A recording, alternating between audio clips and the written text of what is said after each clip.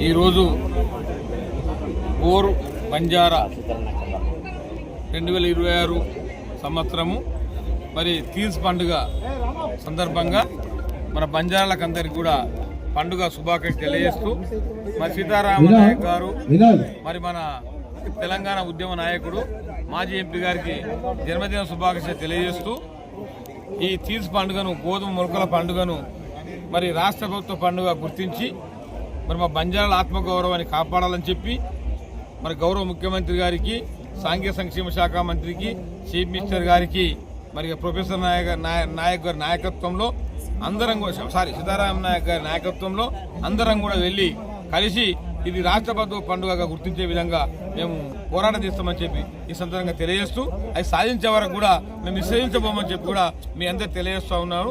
అందరికి కూడా రామ్ రామ్. ఈరోజు శుభదినం, అదృష్టం.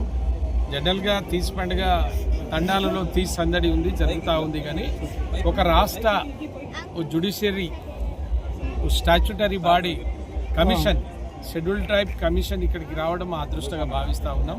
మిత్రులారా, మీకు అందరికీ తెలుసు, ఈ రాష్ట్రంలో అధిక సంఖ్యలో ఒకే వేష భాష భూషణలు ఉన్నటువంటి లంబాడిగా పిలుపబడుతున్నటువంటి మా ఈ తీజ్ పండుగ గుర్తింపు లేదు. మేము ప్రభుత్వాన్ని ఏమీ అడుగుతలేము.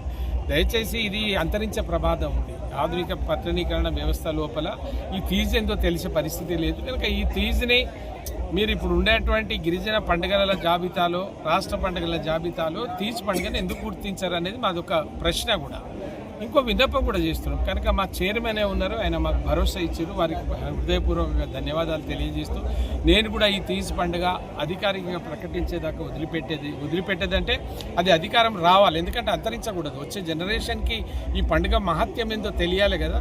ఈ పండుగకున్న వేరే పండుగలకు దేనికి ఏంటంటే గోధుమలను బుట్టలు పెంచి, అంటే ప్రకృతి పూజారులు అనడానికి ఆ పచ్చగా ఎట్లా గోధుమలు పెరుగుతాయో దేశం బాగుండాలి, ప్రాంతం బాగుండాలి, వాళ్ళు బాగుండాలన్న ఒక ఆధ్యాత్మికత దీంట్లో ఉంది. దానికి అనుగుణంగానే ఈ కార్యక్రమం